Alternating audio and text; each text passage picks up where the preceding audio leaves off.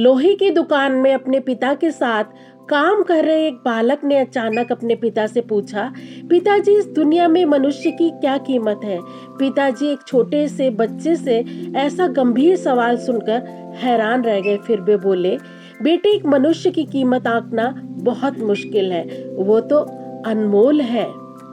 बालक बोला, क्या सभी उतना ही कीमती और महत्वपूर्ण है? पिताजी बोले, हाँ बेटे। बालक कुछ समझा नहीं। उसने फिर सवाल किया, तो फिर इस दुनिया में कोई गरीब तो कोई अमीर क्यों है? किसी की कम रेस्पेक्ट तो किसी की ज्यादा रेस्पेक्ट क्यों होती है?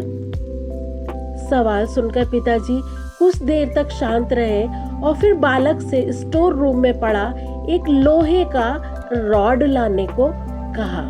रॉड लाते ही पिताजी ने पूछा, इसकी क्या कीमत होगी?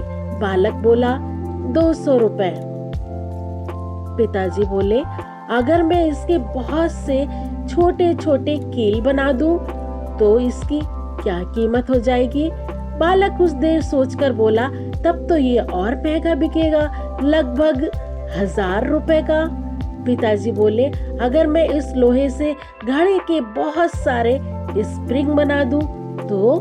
बालक कुछ देर गणना करता रहा और फिर एकदम से उत्साहित होकर बोला, तब तो इसकी कीमत बहुत ज्यादा हो जाएगी। फिर पिताजी ने उसे समझाते हुए बोला, ठीक इसी तरह मनुष्य की कीमत इसमें नहीं है कि अभी वो क्या है, बल्कि इसमें है कि वो अपने आप को क्या बना सकता है।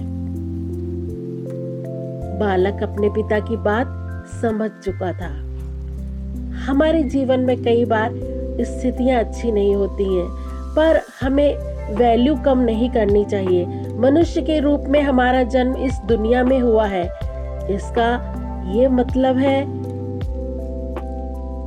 हम बहुत स्पेशल हैं, बहुत इम्पोर्टेंट हैं। हमें हमेशा अपने आप को इम्प्रूव करते रहना चाहिए और अपनी सही कीमत प्राप्त करने की दिशा में सदैव बढ़ते रहना चाहिए।